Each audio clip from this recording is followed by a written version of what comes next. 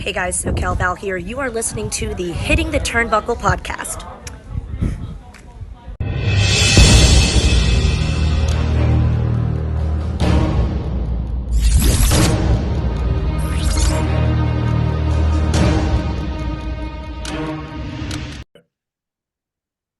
He's back. He's better than ever. He's got a knack of making things better. No, Dave, I'm not talking about you. Welcome, everybody, back to the Hitting the Turnbuckle channel. I am your host, Adam Cousins, this time. And as I've already mentioned, we have Dave Robertson here. Dave, good evening. Happy Monday. Happy Monday, mate. How are you? Good, man. How is life in your household? Have you got how old is Eden? 6? 4? Eden's 4. And Ace is like... baby's 12 weeks. So, yeah, everybody's getting ready for Christmas and winding down for a bit of time off next week, all being well. Good. Speaking of Christmas, our other co-host has a Christmas tree next to her, and she's back. She left me in the lurch last week to do NWA. I'm sorry. Shocking on my own. Lucky enough, we didn't have any interviews that we've got this week, Fee. But anyway, Fiona, how are you and how was your Monday, apart from being in a bit of pain? I am marvelous. My Monday has been birthday, so as you've probably seen from my social media, I have 3 children. All of them have birthdays in December. It's a month of chocolate cake for breakfast. So my youngest and last birthday of the month is today. So I'm actually just in. We've just been out for dinner, so it's been nice. Yeah, so Monday's been good. Good. Happy birthday, Xander, right? That's it. It's him 13, so 13 today. And of course, we need to thank you because of this particular podcast, Fiona, and the first part of the podcast with our guest, because if it wasn't for you, this would not even have, the first part wouldn't have even happened, let alone the second part with our guest, the wonderful Mr. Eric Bischoff joins us again. Hi, Eric. How are you doing? I'm doing great. And you're absolutely right. I never would have spent any time talking to you blokes if it wasn't for Fiona. Exactly that. And we're forever grateful for that. Did we burn your turkey? Did I burn my turkey? Did we burn it? You was on the podcast with us and you had to rush off to get the turkey. Yeah, no, it turned out perfectly. When it comes to cooking a turkey, I'm one of the best. There we go. You can come around for mine Christmas Day and cook the family turkey for us then. We can happy to do it. Brilliant. Excellent. Well, from our podcast today, we decided to do an Ask Eric Anything, and my word, we've had a lot of questions.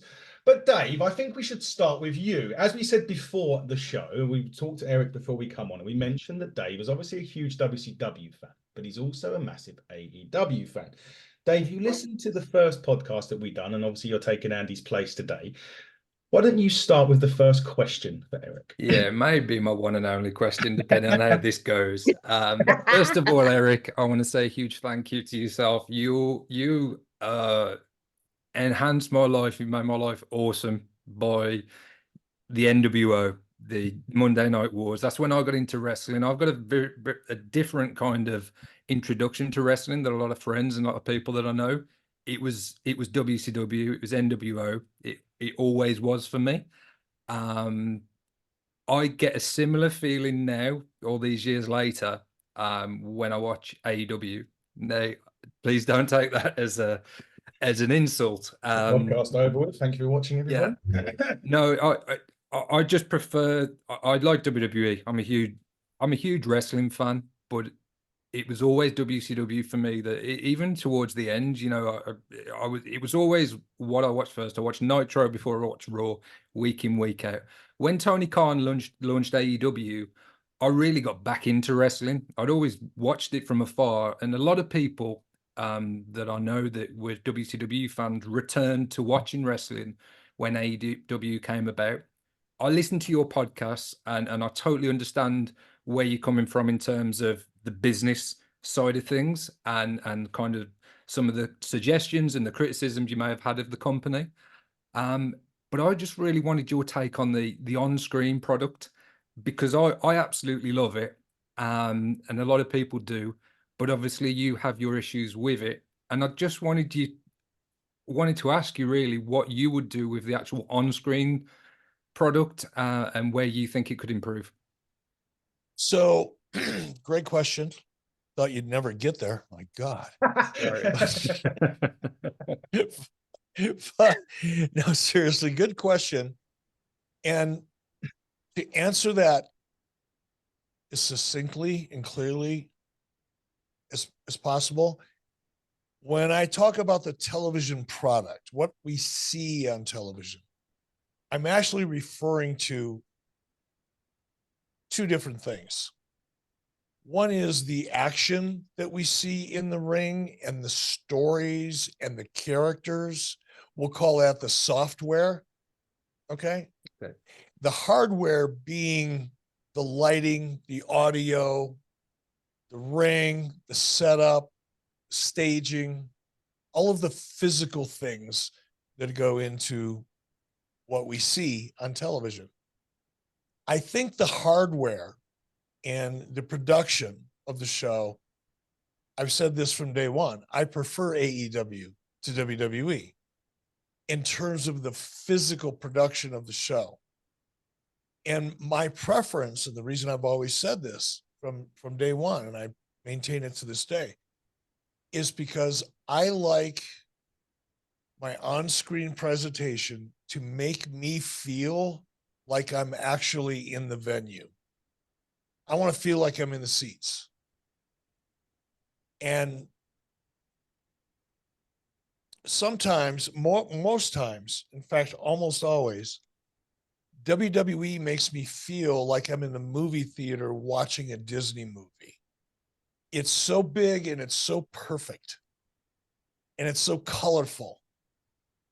And it's so vibrant that I don't feel like I'm in the arena at a wrestling event. I feel like I'm at a big stage show in Las Vegas.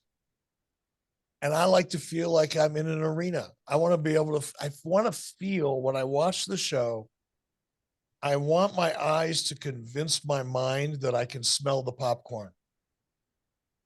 Yeah. That's the best way I can say it. When I'm sitting at home watching on television, I want my eyes to convince my mind that I can smell the popcorn in that building. And I think a little rougher, edgier, less perfect production gets me there. It connects me in that way. Whereas something that's overproduced or produced to be so flawless as WWE is, to me comes off like I'm watching a movie. It's so perfect, I can't feel like I don't smell any popcorn. Yeah. Does that make sense? Absolutely. Now, in terms of the stories and the software, AEW is not even remotely close to having anything that sounds like, looks like, walks like, talks like a coherent creative strategy. They're doing old-time wrestling angles. There's not stories. Stories have a beginning and a middle and an end. Stories have structure within the beginning and within the middle and within the end. There's a clearly defined arc that takes the viewer on a journey, and you're part of the process emotionally. What we're seeing out of AEW is an excuse to have a match or a series of matches. An excuse to have a match or a rationalization for a match is not the same thing as a storyline. And neither is a series of matches with back and forth finishes. That's not a storyline either. That's just a series of matches with different finishes. A storyline takes the viewer on a journey. The viewer cares one way or the other. The viewer is invested. The viewer talks about it to their friends and their family, coworkers. That's what creates TV chatter, internet chatter, right? Is good story, not good matches. And AEW is really good at matches. Yeah. They can mix and match guys up, fantasy this, fantasy that. It is like fantasy wrestling because it is out of the creative mind of a fantasy wrestling booker. Tony Khan is a fantasy wrestling booker who's living his dream. Interesting. Yeah, that's a great answer. So I suppose, and my answer was longer than your question, and that's difficult. Well, just to follow up on that, Eric, if you don't mind, I don't want to put words in your mouth, but would your advice be then that Tony Khan looks to get people in to help him with those kind of stories and storylines? Yeah, I mean, to enhance look, the product. It's like, and Fiona will appreciate this, and I don't mean to personalize it, but because I'm so proud of her, you can't face a challenge until you admit you have one. Right? Yeah. So it doesn't matter what the challenge is. If you won't admit, if I won't admit that I'm addicted to fucking chocolate cake, I'm going to keep eating chocolate cake till it's unhealthy for me. Right? If I can't admit that I spend too much time on social media, I'm going to keep putting too much time on social media.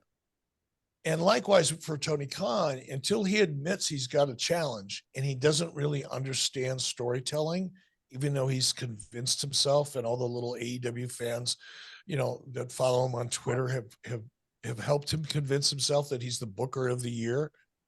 Thanks to Dave Meltzer 2 times in a row. My God. Until he admits that he doesn't have any really good sound ideas about television and storytelling, he won't listen to, he's already got people around him that can help him. There's experienced, talented people there, and there have been a lot more. Some of them are no longer there, probably because he doesn't listen. Yeah. Because he thinks he is Booker of the Year. But if that changes and Tony, you know, is either forced to or comes to the realization that, you know, I need to make a major change if I want this company to survive, then he should sit down and talk to Chris Jericho. Chris Jericho would be an amazing head of creative because he understands storytelling. He's been involved in it. He knows what it takes. He's been involved with great stories. He's been involved with shitty stories.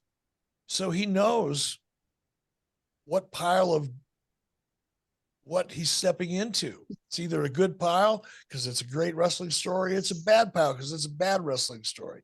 But he knows the difference. A lot of people don't. Yeah. So I'd look internally first, and then I would look outside, not necessarily at a wrestling person, but somebody that really just understands the fundamentals of structuring story arcs. And if you could find that right person that really understands a Shakespearean approach to storytelling, a technical, traditional, structured storytelling expertise, and put them in a room with someone that understands how to progress a wrestling story over a period of months or weeks or 6 months or even a year or more. Put those two minds together and give them a chance to learn together and see what happens and experiment with that. That's what I would do. But because what Tony's doing now isn't working, despite, you know, his ability to turn himself into, you know, pretzels, twisting and turning and spinning things into reality that aren't really true. The product is soft. Nobody's watching it. It's got a hardcore base of about 800,000 viewers in the US. Ticket sales are dying. The TV audience is deteriorating. Their venues for their television tapings are getting smaller and smaller. Hell, they're putting on their Dynamite shows. Tony was just bragging about how strong his ticket sales are. He's going into shows for Dynamite, and this week he's in a 5,000 seat arena, and he still hasn't even sold 4,000 tickets yet.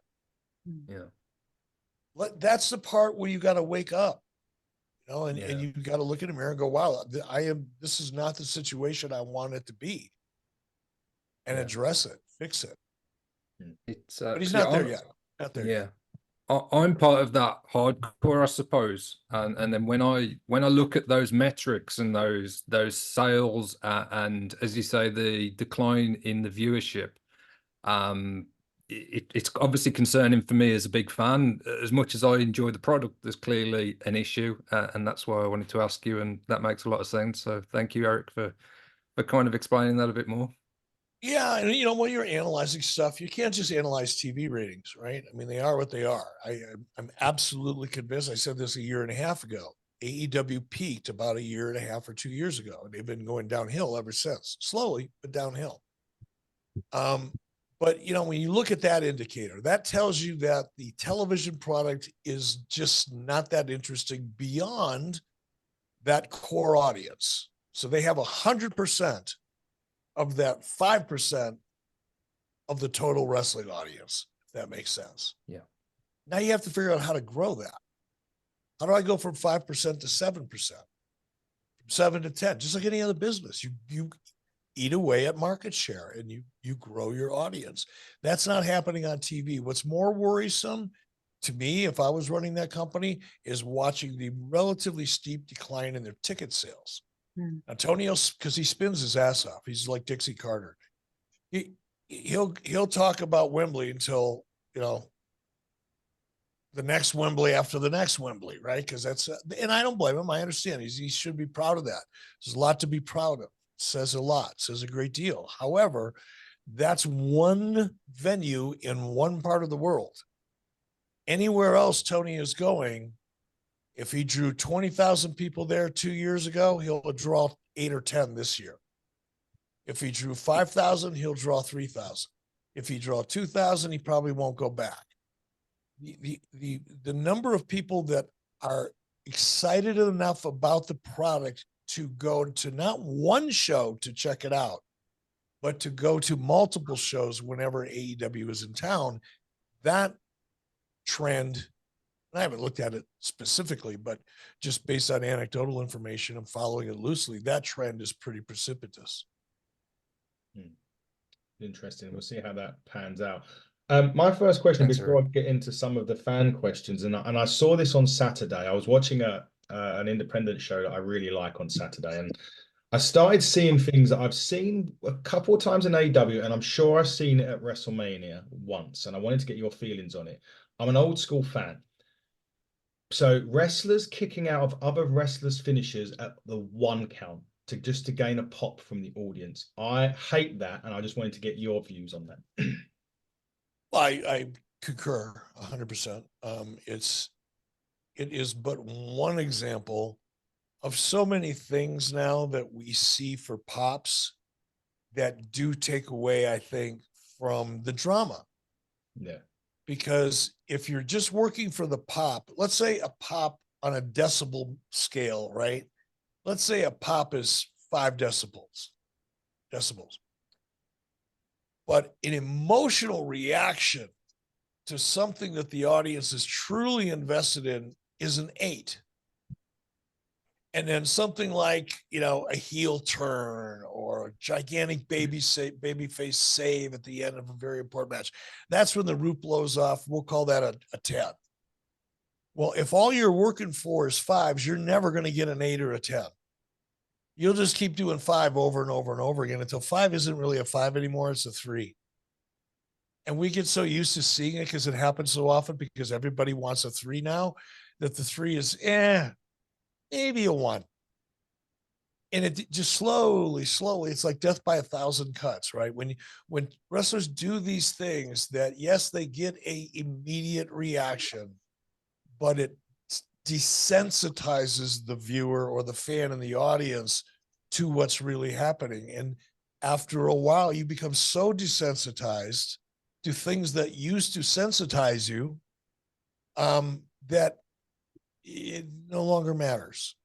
And that's what you're seeing. That's what a lot of people see. And that's kind of like the internal debate now between the old school and the new school and the young indie wrestlers that are trying to get attention and get the likes and get the pops from the indie scene. Well, all of the things you do to get those likes and pops and follows don't necessarily translate to a great wrestling technique or repertoire. So you just got to be careful and see it. You have to recognize it. Yeah, I saw it. It was in like 3 or 4 matches in a row on Saturday, and it just kind of. I used to be the man when Hogan dropped the leg, it was over. When Undertaker hit the tombstone, Macho Man dropped the elbow, it was done. And I just gotten used to the fact that they were kicking out at 2s now, and then it was 1s, and I nearly turned off on Saturday.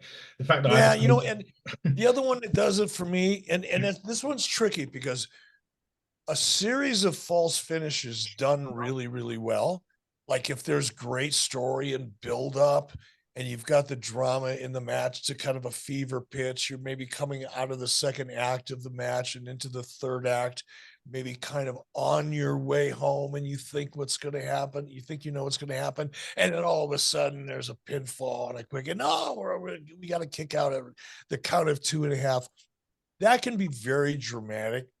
And it can suck me in as many thousands of matches as I've seen and produced for television. done well, it can still suck me in, right? But 7 out of 10 times they're not done that well. They're just false finishes for a series of false finishes that didn't get the requisite drama on the front end.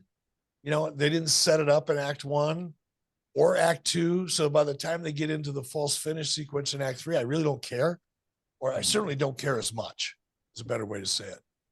So that's another one I think people go to the well on way too often without thinking it through and really setting it up. Yeah, no, definitely. It's like the whole story, going back to the whole storytelling thing. If you do it too early, it doesn't make sense in the story that you're trying to tell everyone.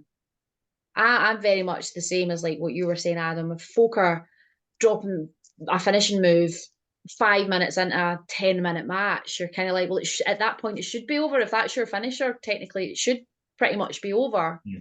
But then if it's false finish after false finish after false finish, when there's no story, no build up to it, it doesn't make sense to me. Yeah, I mean, and then what is the finish then? You know, it's like, and that's what I mean. There has to be such a build up, and again, this is going to be, I'm such an old guy. I remember back in the day. I remember back in the day when I used to watch wrestling with my grandmother. Little Chuck and Billy going on.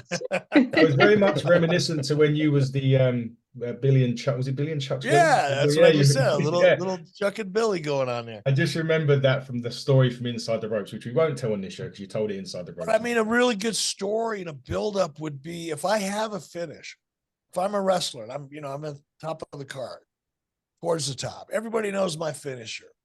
I'm Randy Orton. I got the RKO. Everybody knows the RKO is my finisher. If I've got a 15-minute match, 14 minutes and 50 seconds of it should be me trying to get my finisher on my opponent. That's what I'm fighting for. Yeah. And then my finisher comes at the very end. So I should be attempting throughout that match to hit my finish and missing it.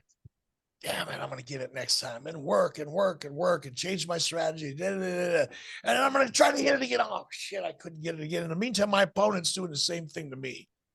Now it's a race to the finish, literally, just like in racing. It's a race to the finish, only it is a race to the finish. Exactly. And then the finishes matter, and I care, and there's drama. And I'm sucked in, and I didn't believe it. And if it goes into a series of false finishes, now I'm really excited about it. That just heightens the who's going to get their finish, kind of motivation to watch the match. As opposed to, I'm going to hit you with my finish, you're going to kick out at 1. You're going to hit me with your finish, I'm going to kick out at 2. Next time I'll kick out at 2.5. You're going to kick out at 1. It's like, oh, who gives a fuck? Yeah. It's exactly that. If I didn't pay for that show of the weekend, I probably would have turned it off. It was the fact that I had to pay to watch it, so that I had to keep on watching it. And the map. So you actually paid to be miserable? Your logic was, I don't like this. It's making me miserable, but I paid for it, so I'm going to watch it more. I had to see. I had to tune into the main event just because it was one of my favorite, Will Ospreay, for argument's sake. So okay. Sorry, well, you just put up with the pain to get to the good stuff. Exactly that. I'm just going to go into one of the fan questions now. Some of these we know you don't like hypothetical questions. This one isn't, but we do. I hate them. I fucking hate them. Yeah, sorry. Anybody that knows me knows I hate them. So why would anybody ask them? Because the hell is wrong with you people? Good news is this one isn't hypothetical question. Right. It was from one of my friends. So we sponsor some wrestling companies over here in the UK. Big one is Ignite Wrestling Pro, and one of the promoter CJ Carter's friends has asked, how do you think CM Punk's return to WWE will affect both the landscape of both products? And did he think it was reminiscent at all of when the talent used to go through the Monday Night Wars, when they used to go from WCW to WWE? What was the first question? First part of the question? How do you think CM Punk's return will affect both wrestling landscapes of WWE and AEW?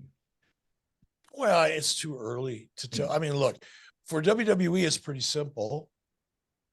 Well, maybe not as simple.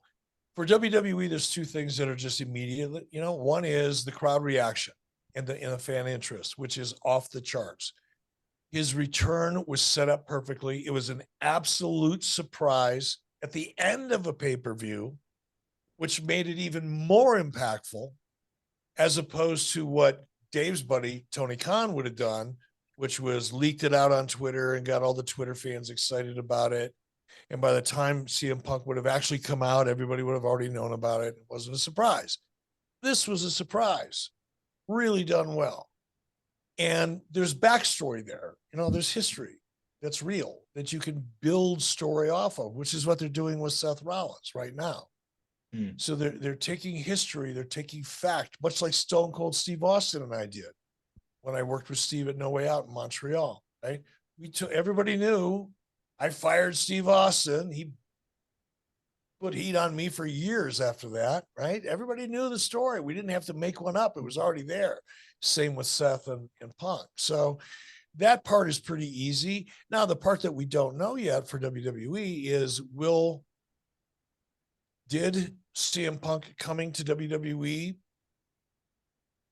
enhance the opportunity for WWE and Warner Brothers Discovery to do business together and to purchase the TV rights for Monday Night Raw, as is being discussed publicly now? That remains to be seen. For AEW, you know, what happened when Punk left? Nothing.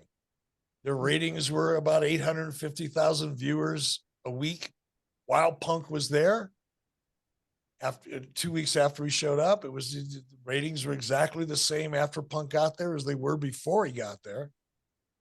And they stayed the same after he left. I'm sure their merchandise numbers are down because Punk did sell merchandise. No question about that. It's never been a dispute.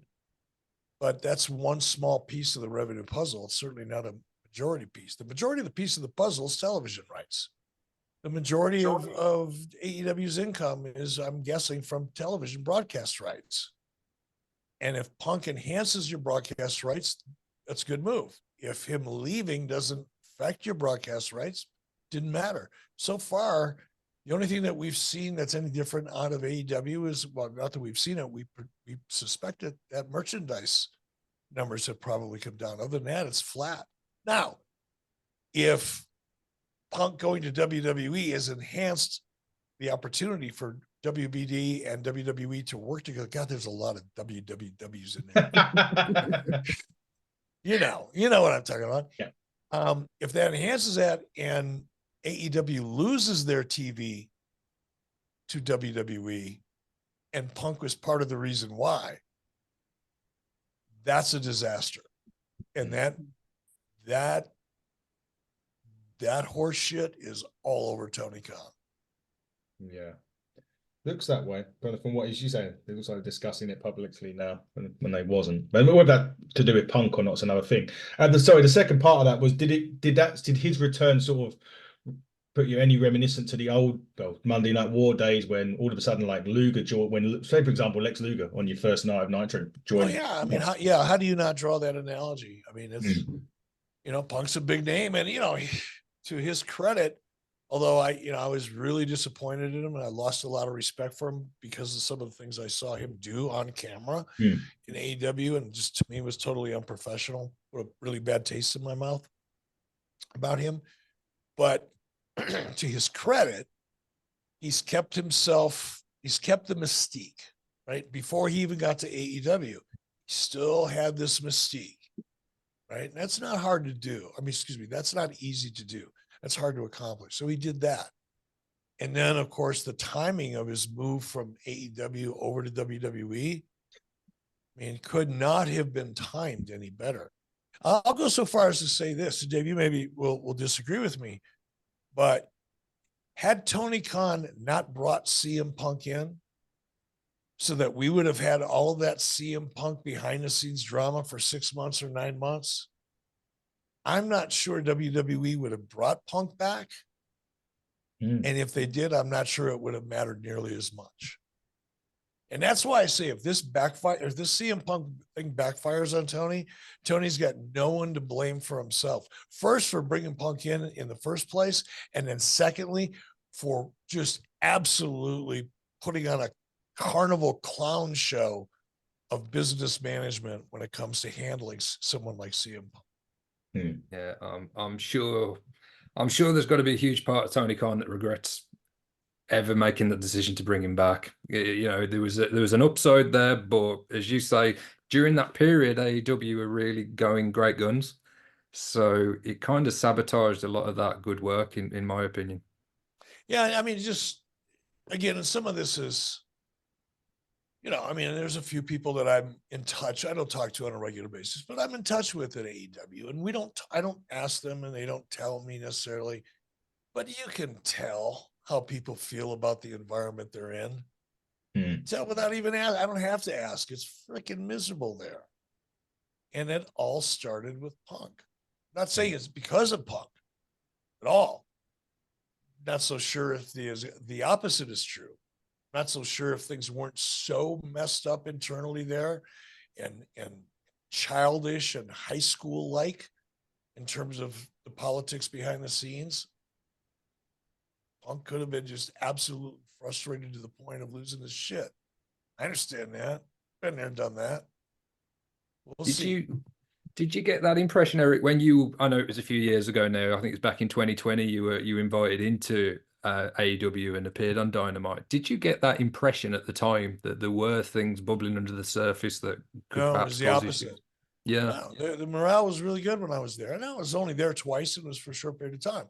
But you can tell, I've been around enough backstage environments. You just know, you can tell by the energy. Yeah. If it's a positive energy or a negative energy, you can feel it when you walk in the room. And it was a very positive energy when I was there initially. It's just not now. No, doesn't feel that way anyway. And back to CJ Carter, who's again a great friend of ours. He runs Ignite Wrestling over here in the UK, who we sponsor. He said he's asked, how proud are you with the cruiserweight division in WCW and actually the impact that it's had on modern day wrestling today? I think, that's a great question, and I appreciate it. I'm like, there's a couple of things I'm really proud of, from business wise.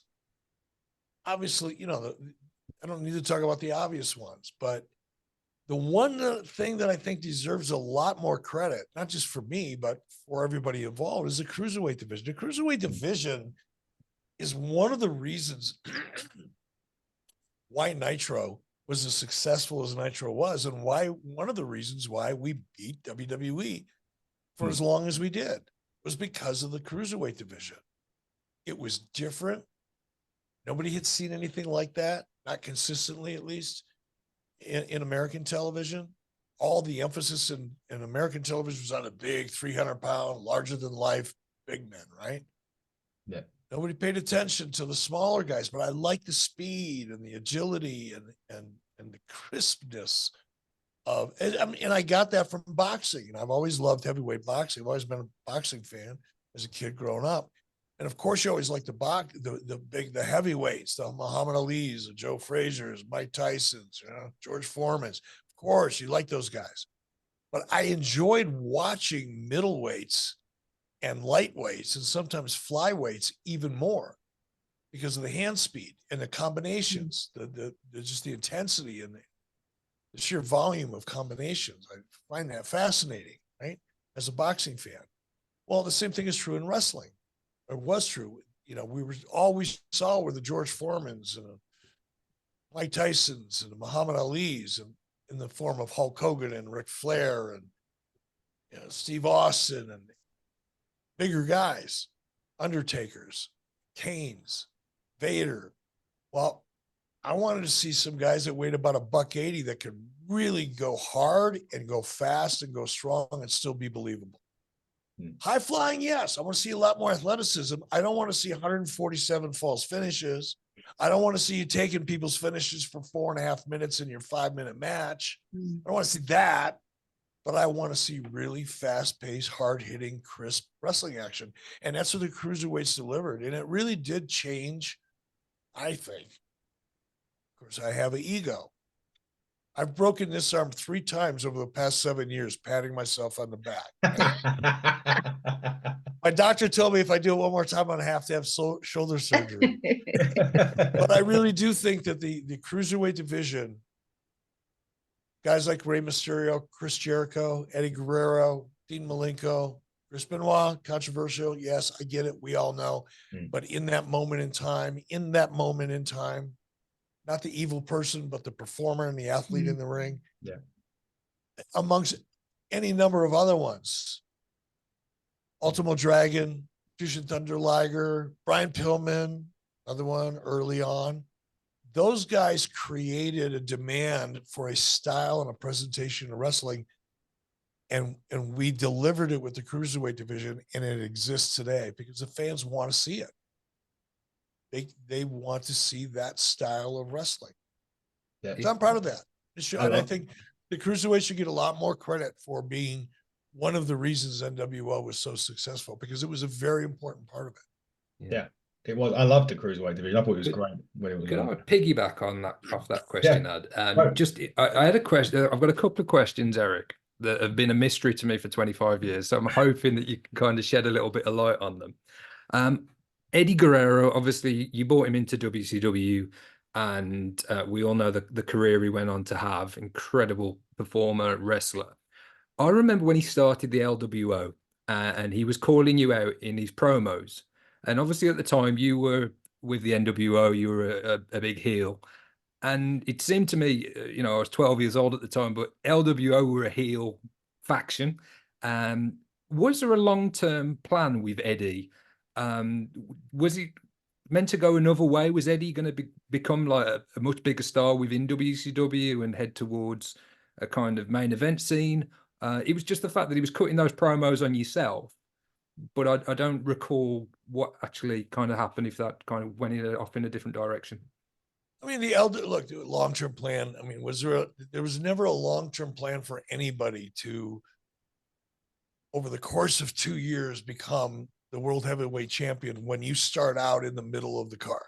Yeah. It doesn't happen, right? What happens is you get better and better and better, and you get placed in better opportunities, and you're in more important matches, and you keep adding to your repertoire and getting over with the audience until someday you find yourself in the main event. That's typically what really happens.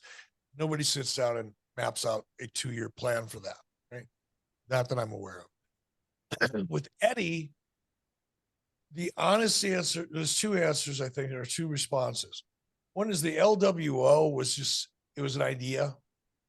We thought it was we didn't think it was a great idea that we're going to be able to build on for the next year, 2 years, or 3 years. We thought it was a good 6-month story or angle that would help get some people over in a way that they weren't going to get over just having matches on TV, right? So that was the reason for it, or the justification for it, I should say. I think what happened is, and it was a good idea, and it's still playing out to this day, which is really, really funny. That I'm proud of that, by the way. Here's an idea I had back in 1998, and it's still playing out today. Tell me who should get Booker of the Year. Take that, Tony Khan, and you too, Dave Meltzer, you douchebag. So I'm just remembering the chants from the Inside the Ropes tour now. I'm saying nothing. Yeah, I remember that. So no, there was no long-term plan for Eddie. There was an acknowledgement that Eddie was a phenomenal talent. Had things turned out differently and WCW not been in the position it was in, and Eddie not having left and gone to WWE, at some point, sure, he would have found his footing and he would have eventually worked his way up there, just like he did in WWE. Cool. Was there another part, Dave? You say you had a second question to follow? Oh, the other question, yeah, it wasn't relating to Eddie or the That's fine. cruiserweights. No, There no, was a wrestler in WCW. He went by the name of Raph. Brian Clark. He was part of the tag team Chronic afterwards. I always remember him going on like a Goldberg-esque streak, and it ended quite abruptly against Kevin Nash. Was there another plan for Raph? It just kind of, obviously his momentum was derailed after the loss to Kevin. I just wondered whether there was other plans for Raph at the time. Not really. It wasn't working with Wrath, which is why it ended the way it ended with Kevin. And sometimes it's not as obvious to people watching on television as it is in the arena. Yeah. And it's one of the reasons why I tell people all the time, whenever we would go, and I never sat in Gorilla and watched on a monitor. I don't understand that. I know why people do it, because it makes it look like they're really paying attention. But if you're really paying attention, you're paying attention to the audience. You know what's going on in the ring. You've seen that match before, right? You may be interested in that match, and there may be things about it you enjoy or you're looking out for. But what you really should be focusing on is the reaction in the audience, because that's all that matters. My opinion of a match doesn't mean anything, because I'm not the viewer. I'm a producer. I look at things different. I feel things differently. I analyze things differently. I can't help it. I do it in my sleep. That's what happens when you become a producer. But when you're a fan, you react to things much differently than I might. So your opinion or your reaction is way more valuable than mine. So whenever I would watch matches, like with Wrath, we'd go out and I'd listen to the crowd. I'd watch the crowd. And if I'm feeling this, if we're pushing and pushing and pushing, and he's beating people, and we're trying to give him a good story, we're trying to give him a great character. And it's not the talent's fault necessarily either. It can be any number of variables. It could be the wrong opponents, bad creative. Happens, trust me, anywhere, everywhere. Anybody that's in a creative business that doesn't admit to failing 75% of the time isn't really in the creative business. It's just the way it works. But with Wrath, I think it wasn't working. We knew it wasn't working. There was something missing. So Kevin was the guy to put an end to it. Was there a plan after that? If there was, I don't remember. Interestingly enough, Brian Clark will be coming on our show in a couple of weeks. Well, and you should ask him that question, because look, here's what I've learned. And Brian is a great guy, by the way. I like Brian a lot. He was a phenomenal character, a great performer. And that's why I said during my explanation, could be bad creative. There's so many things that have to go right for a talent to really get over. And there's about as many things that could go wrong to keep a talent from getting over. So getting it right is not as easy as just laying it out on a piece of paper and checking all the boxes. Otherwise, it'd be easy. It would happen all the time. Yeah. That's why guys like LA Knight seem to come from out of the freaking woodwork. Where's he been? Oh, he's been around for 20 freaking years. He's been struggling away with this character that everybody keeps giving to him, and it ain't working. All of a sudden, he does his own shit, and now he's over like Rover. Come on, now that's the way. That's the beauty of this business, is watching that stuff happen for me. Yeah, that was really good how it all, because he was going to be that Maximum Male Models character, wasn't he? Was it Max? Was it Max? Yeah, how horseshit is that? Max Superior, whatever bullshit. How horseshit is that idea? Yeah, he's got. I don't even want to meet the person that came up with that idea, because I would hold it against him. I wouldn't even forgive him. I think you may have already met him before. Depending on who you believe anyway, and who done that. Unfortunately, I do have to now do hypothetical question. And Dan, by the way, Dan at Ignite, when I see you in February, you're getting a slap. So it's him, not me. But he said if you were given full control of either AEW or WWE right now, what would be the first thing you'd change about either product straight away without hesitation? Well, AEW, I would absolutely overhaul creative. I mean, they don't have a talent, but there's a lot of great talent in AEW. Yes. There's a lot of talent with a tremendous amount of pressure. They're not great talent yet, but they have a ton of potential. And they could be or will be great given the right opportunities. It's not a talent issue. It's a creative issue. That's the only thing I would think about. I'd lose this fucking Ring of Honor nonsense. I mean, it is just, it's ridiculous. It is a waste. It's diluting the core product. It's disappointing the audience. It's an absolutely poor use of resources, and for nothing. There's no upside. It's never going to be anything viable. So why kill yourself trying to prove a point and trying to build a brand that nobody cares about? It is childlike to me, to be honest. Whatever. That'd be the first thing. With WWE, if I was absolutely in charge, first thing I'd do is book that corporate jet, my wife and I would fly over to Glasgow. We'd have dinner, fee, nice dinner, maybe go to a play. I'll take you back to the pub. Yeah, and then we go to a We'll museum. go back to the Drovers. That's what I would do because they don't need my help. Yeah. There's nothing there to fix. If I was in charge, I'd book myself a flight, come visit some friends, maybe take a flight over to Fiji, get a tan, come back, check in, see how everything's going. If everything's going good, I'd jump back on the plane and go somewhere else. Simple. I like your thinking with that, Eric. Yeah. That sounds like my kind of gig. Yeah, definitely does. If it's not broke, don't fix it. Exactly. Dave, before Just you take a ride in a plane. Yeah, sit right in a plane and let WWE do the stuff. Dave, before I throw over to you, one of my old school friends who I haven't seen in like 20 years. Well, where's the question? Oh, that was the question. That was Dan from Ignite, who I'm going to publicly chop. Oh, you don't have to punch him for that. That wasn't horrible. Oh, okay, fair enough. This one might be. So as I say, funnily enough, the podcast, my friends that I've known from school, I haven't seen in 20 years, have said, I watched a wrestling podcast and you were on it, and it was talking through, and I said to him, I've got you coming back on. And he said, if you had a promotion today, who would be the first 3 people off the WWE roster that you would sign if you had the opportunity? Randy Orton. Yep.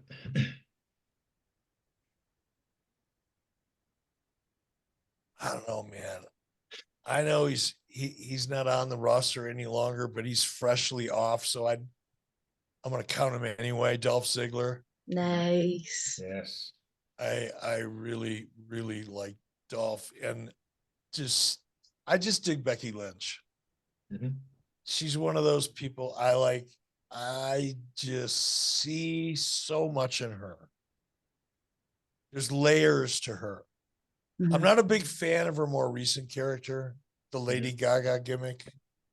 Big time. It's not working. It's not working for me at all. I like 2019 Becky Lynch. Yep. Yeah. 2020 Becky Lynch. She made me believe. You know how she made me believe? I didn't even know who she was until I started seeing her popping up on my Twitter feed. She really knew how to use social media to get her character over when she was really getting over before she was over, but really using it. She did such a great job that I went, who is this Becky Lynch? And I got to check her out on TV. And then I started watching her on WWE, and I just became a huge fan.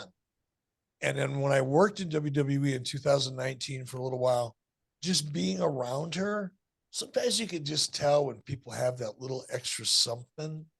You don't know what it is, but there's something there that just makes you go, that's interesting. That's what I feel about Becky. I think there's a layer to her as a character that we haven't seen quite yet. I don't know what it is. I think it'll be a version of my favorite Becky Lynch character, which is 2019, 2020. She's just like a tough, street smart, sexy, but dangerous. Yeah. That's how I like my women.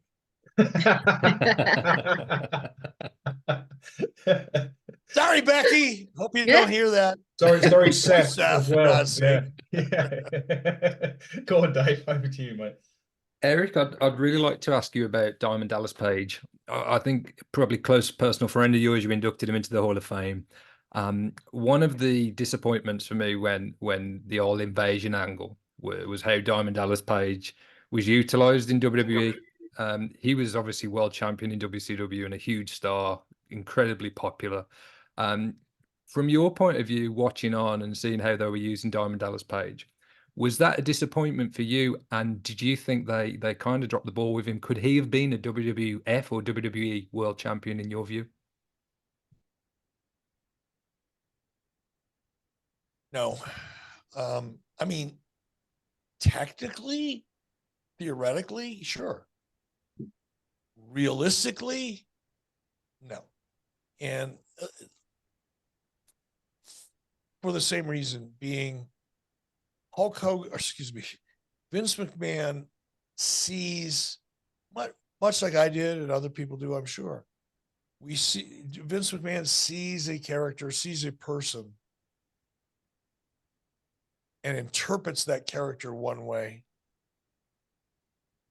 that's unique to him. Meaning, I don't think Vince McMahon had a freaking clue who Diamond Dallas Page was in WCW or why and how he got over. I don't think Vince McMahon knew that or paid attention if he did know. Paid attention that Diamond Dallas Page was this flamboyant, ridiculous, over the top, walking, talking gimmick factory. He had a little bit of superstar Billy Graham. He had a little bit of Dusty Rhodes. He had a little bit of this guy. He had a little bit of this guy. He had a little bit of that guy. Meaning, and there was nothing of him. He had a little bit of everybody else's gimmick. And the problem with that is he didn't have his own, right? His gimmick was that he was a gimmick, literally. And it wasn't until he stripped down all those gimmicks and embraced the fact that he was a blue collar Jersey guy. He was like the Bruce Springsteen of wrestling, right? So instead of trying to be flamboyant, being like the Godfather, who was just over there with you guys, I was so jealous of him because I know how much fun he was having. I was jealous, and seeing his pictures with y'all, oh gosh, good times. But instead of being all that, he went, screw it. I'm going to just embrace the fact that I grew up in a blue collar neighborhood, working man's neighborhood in a tough part of New Jersey. Started coming out in his jeans and a jeans jacket, came down through the crowd, left through the crowd instead of through the entrance. All of a sudden now he becomes a man of the people. That's what got him over. People identified with him. They were living vicariously through him. That's how you get a character over. But I don't think Vince McMahon saw any of that. All he saw was this loud, kind of tall, a little jacked up, but mostly skinny, kind of over the top character that really wasn't Vince McMahon's prototype necessarily for the ideal main eventer. And because of that, I just don't think Vince looked at Diamond Dallas Page through the lens or through a lens that provided any opportunity. I think he's DDP. He's from WCW. Let's throw him in this angle. Let's throw him in that WWE angle. He's stalking the Undertaker's wife. He wants to trap her behind the production truck. Get his arms around her, look her in the eyes, bend her over ever so aggressively, and lay a big wet kiss right on her. That's exactly what he had his daughter do to me, or had me do to his daughter. That's a Vince McMahon kind of goofy angle. And he saw Diamond Dallas Page through that type of a lens, the way he saw me, and thrust him into it without really thinking about anything long-term. It was hey, we'll try it. If it works, great. If not, next. Yeah, definitely was. I've still been missed. How did you feel about my Vince impersonation? That was fantastic. It's good. Good?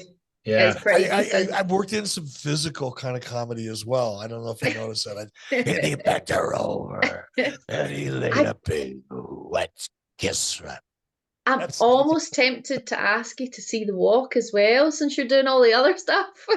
Oh, that is a walk of amazing. Well, Fiona, do you have any questions for Eric before I ask mine? I'm kind of like, I'm still getting over the Vince thing right now, to be honest with you.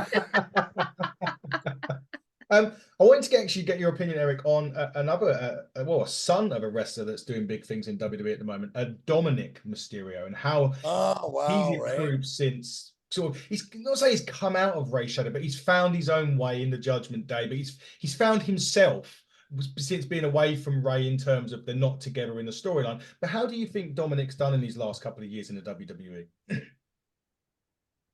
So good. I'm so happy for him and for Ray, because I know how Ray feels. I was able to experience that with my own son and watching him get in the ring, working with him, and it's an absolutely amazing feeling. You feel it's very rewarding to be able to help your son achieve a dream, no matter how big or how small that dream is. It's very rewarding as a parent. So I know how Ray feels. I think Dom has done an amazing job, and I think Creative has also done an amazing job with Dom because they knew they had to get Dom away from Ray. I mean, it's just like, okay, Ray, who's your mailman? You know, he's like, Dom's like 6'2" and Ray's not. Doesn't look right to have your son being 3 feet taller than the dad. It's awkward. And now your son, who's a lot bigger than Ray, has got to try to follow in his father's footsteps. Can you imagine being Rey Mysterio's son and trying to follow in those footsteps? Oh, and you're tall and you're not necessarily built the way your father was. You're not really built to be a cruiserweight type of high flying, super athletic performer. He's built more like a pole vaulter, right?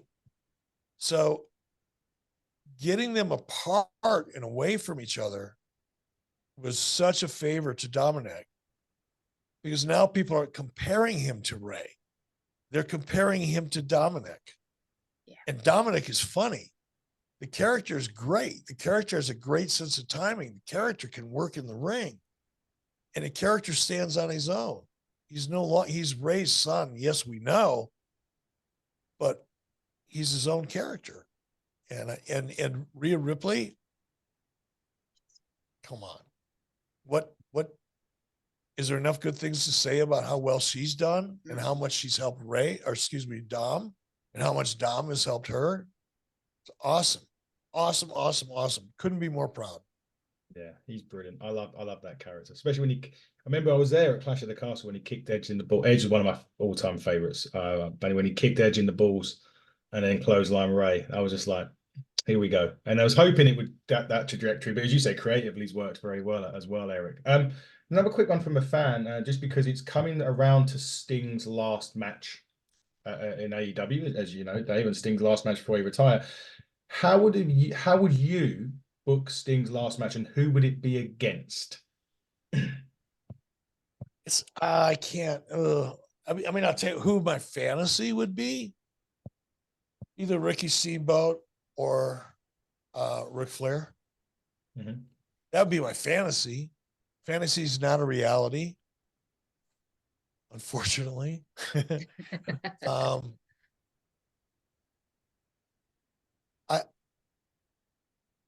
Of the current performers, I don't watch enough of AEW to know if there is a kind of a natural, organic storyline that would be meaningful with the existing roster. I just don't. It would be hard. It's not a criticism of the roster by any stretch, but with a character like Sting, you know this is going to be his last match. You know the audience is going to want him to go over. You know the audience is going to want him to have his moment. You know he's a babyface. So what heel do you sacrifice? Because that heel's going to get sacrificed. Yeah. There's no other way around it. Mm-hmm. Unless Steve says that, no, that could be, because there are talents that are at Steve's level that would do the right thing because they know that's the right thing to do and would want their legacy to reflect that on their way out, they passed the torch. Not all of them, but there are some. But unless you had the right guy to do that with, anybody else is going to be sacrificed. You're going to sacrifice MJF? Can't do that. That's not good business. No guarantee he's going to be there either by then. There's good emotion. There's good intentions. There's good person credit, but there's no good business credit in that. Who else do they have? Right. So since they don't really have, I don't think, Darby Allin, because Darby Allin and Sting have a relationship, you're going to do that to Darby? Or are you going to have that match and it's going to be the legend and the reluctant babyface that has to face him because it's going to be his last match. And if anybody's going to do it, I'm going to do it. I'm going to be the guy to put you out of your misery and your passage, whatever bullshit you can wrap around it. Maybe Darby Allin, but I don't think that's that's not worthy of Sting. I think if you could get, I just saw Ricky Steamboat a couple of weeks ago. He looks awesome. Guy looks like he never ages. But if you could get a match out of Ricky, ideally, if you could get something out of Ric Flair, but I don't think that's possible. After seeing him move around a little bit, I'm not sure he'd really want to do that. But if Rick wanted to, he'd get himself in shape. He could do it. You can have a decent match with those two, I believe. And just the emotional, the legacy of it would matter more than the execution of the match. The execution of the match would still have to be decent. You don't want those two guys to go out and embarrass themselves. You want them to go out and have a decent match. And if they could have a decent match, but because of the legacy and the history and the nod to what Sting has done, and Ric Flair is the guy that put Sting on the map. Yeah. That's a full circle moment right there. Yeah. That's what I would do if I could. Yeah, it must be really difficult as well, as you say, for whether you want that moment, Sting's last match, him win, him, you know, soaking in the crowd, or whether it's a potential moment to create a new star or to really help somebody else's legacy by beating Sting in the last match. I'm not sure what I'd rather see, to be honest, Eric. See, and here's where I think, you know, AEW is a little bit, they didn't paint themselves in this corner, but they're painted into this corner nonetheless. Because WWE brought Sting back. WWE Hall of Fame, Sting, wrestle on WrestleMania, last match. They squashed him. Yeah. And made him look bad in the process. And you know, it is what it is. Call it like I see it. And because of that, I think if AEW doesn't give Sting his day in the sun, there'll be backlash. And that's unfortunate because there's a way to do it. But I think the audience is already preconditioned to see Sting be allowed to right the wrong that was done to him by WWE at WrestleMania. So that makes it a bigger challenge. Yeah, definitely. Dave, last one from you before we let Eric go. I'll let you ask the last one as you start. To be honest, that's all my questions, mate. So I'll let Fiona, if you've got a final question for Eric. Yeah. Well, my final question. Eric, how did you get your black hair so luscious back in your WCW days? Well, I dyed it. No, my hair was black like when I was in my 20s, but really by the time I started, I think I turned about 27, 28, I'd see this white hair pop up and I go, hey, Lori, look at this, a dead hair. I thought I actually had one dead hair. I didn't realize there were gray hairs that were growing in. I thought it was, well, that one died. It just didn't get enough food. Maybe it wasn't near enough water. I don't know. It freaking died. So I'm going to pull it up. Boom, I pull it out. And a month later, I go, he's got 3 brothers. There's some cousins in there. Boom, boom, boom. I'm popping those out. Next thing I know, I'm salt and pepper by the time I'm 28 years old. So by the time I was in my mid-30s, late 30s, I started dyeing my hair black. I dyed it my original color. I mean, my eyebrows are still black, what's left of them. But that's the shitty thing about getting old. Your hair does fucked up shit, right? The hair in my nose and the hair in my ears grows about 1/4 centimeter a day, right? You can literally watch this shit grow. I go to the barber now. The barber spends more time trimming the hair on my ears than he does cutting the hair on my head. My fucking eyebrows grow like he's like weeds. I got to trim my eyebrows. I went for 45, 50 years, never thought about trimming my eyebrows. Now I got to trim my eyebrows once a week. You are a beautiful silver fox these days, but I got to admit that black hair back in the day was that worked for me. Worked for me too. Why do you think? Let's just leave it at that. We don't need to know anymore. Why do you think at 39 my hair's like this? Because you got gray hair? Oh, exactly that. And plus, I don't want to do I can't do a Dave and style it. I haven't got the patience. I used to have all different Amazingly, Fiona, when I first started, no, we're going off on tangent here, but when I first started secondary school, I had a ponytail. Can you believe that? Look at the face. Look. Yeah, it's true. I did. I love it. I did. Last question for me before we let you go. What's your favorite wrestling theme song? Ooh. I like Voodoo Child. Yeah. That's still, I mean, I love that song. I picked that song for Hulk and I licensed it actually. I got the licensing rights from Jimi Hendrix's sister, believe it or not. Jimi Hendrix's sister controlled the estate back then, and I got the rights from her. But I grew up loving that song. It's 1968, I think, was when I first heard it. I was in the 8th grade. I was like 13 years old. Love Jimi Hendrix, still do to this day. He's in my playlist. He's all over the place in my playlist. So when I was looking for the right song for Hulk, I said, "Oh man, that's the song." Now I've come out to that music with Hulk so many times over the years, and seen him come out to that music. That now, anytime I hear that music, I don't think of Jimi Hendrix. I think of Hulk Hogan. Yeah. That is awesome. That's still on my I will say iPod Pod or whatever it is nowadays. It's on my iPod. I listen to that nearly every day. Jimi Hendrix, Voodoo Child. Loved it. Was that an easy enough process, Eric, to kind of get the rights for that theme? To be honest, yes. Yeah. I mean, it took me about, I don't remember exactly, maybe 3 phone calls. Yeah. It took me a phone call to figure out who owned the rights. Took me a phone call or 2 to figure out, once I knew who owned it, how to get in touch with that person, which ended up being Jimmy's sister. And I think I spoke to her maybe once or twice. Had a deal. Awesome. Simple as that. Unbelievable. It was one of the best, still one of the most iconic theme music to this day.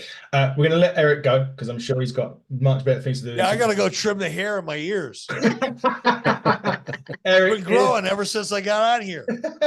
Eric, it has been, I can honestly say for me, and I can't speak for Dave, but it's been wonderful talking to you over these last couple of shows. I obviously owe a debt of gratitude to Fiona, as I always do, for a lot of other things that you've done for the show. As do I. So that's one thing we all have in common. Exactly that. And I just wanted to say thank you as well, Eric, just for, and kind of Dave touched on it earlier, does for growing up as a teenager, myself and Dave, going through that time in wrestling together, even though we didn't really know each other, Dave, until WrestleMania in Miami. But you put that WCW, WWE together, and it made us as teenagers fall in love with this crazy business in wrestling. So we can't thank you enough for that. And thank you so much for taking some of your time just to come and chat to us about all things wrestling. It means the absolute world to us. Thank you so much, Eric. Thank you so much. Eric. You guys have a great Christmas. You too. Yeah, and you. Get my love to Lori. I will indeed. And let's do it again next year. Okay, brilliant. We will do. All right. Thanks, Eric. Appreciate it. Thank you, Eric. Bye, Eric. Well. Bye-bye.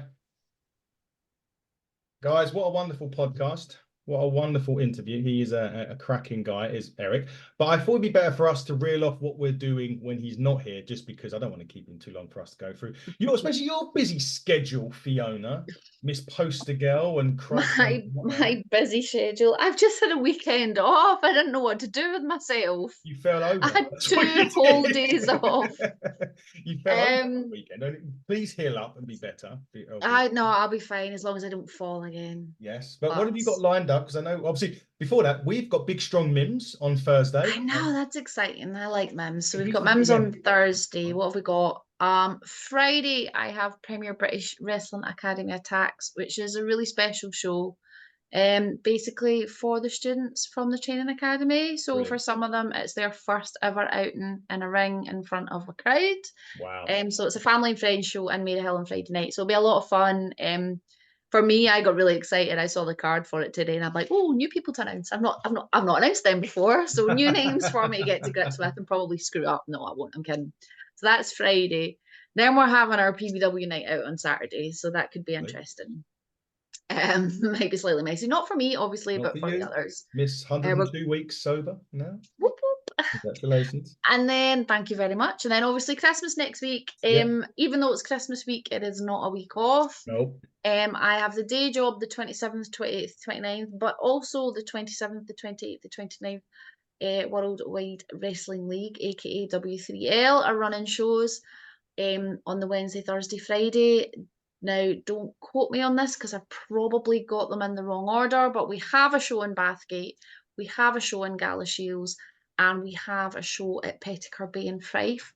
The really exciting thing is we've just gone into partnership and are on Progress on Demand Wow. now with W3L, which means at the Petticoat Bay show, Nina Samuels will be joining us to take on Emily Hayden. So that'll be interesting. I don't know if anyone else from Progress is up for those 3 days, but I know that Nina Samuels is going to be on at least one of the shows. So I'm really looking forward to that.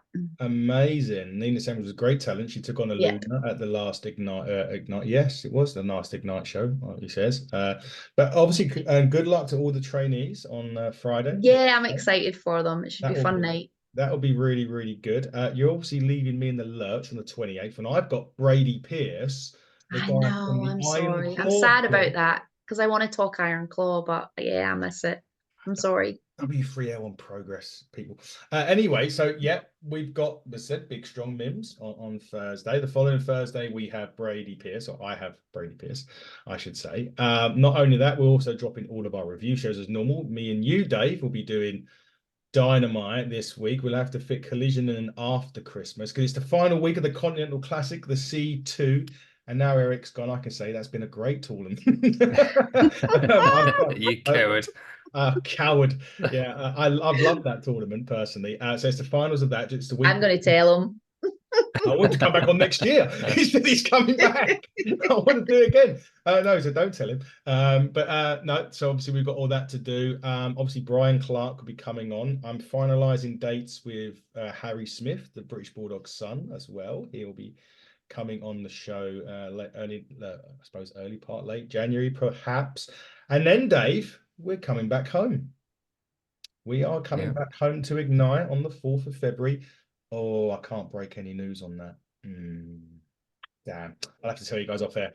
There has been a change, but I can't say what. But I can't have to tell you all off air. But obviously, the guys you've obviously seen the last week or so, we're now sponsoring Aluna, as well as today, the sponsorship of Taylor James from the Rebellion has dropped as well. That guy's destined for big things over here in the UK. There's one more sponsor to go, and I'm umming and ahhing whether to do it this year or wait until early next year. Maybe we'll wait until after Christmas before we drop that. But guys, thank you so very much for your time today. The lovely Fiona Loughran, the problem child himself, Mr. Dave Robinson. Yes, now that is his gimmick. That's his gimmick. All right, okay. He's had more gimmicks than Big Show. He's had more gimmicks than Big Show's had heel turns, and he's not even been with us a year, and he's had about 7 different characters. But I thank our problem child, Mr. Dave Robinson, the remarkable Miss Fiona Loughran. I've been your host, Adam Cousins. I'll be back to do Raw review probably tomorrow. But until then, everybody, buckle down, stay safe, and good night.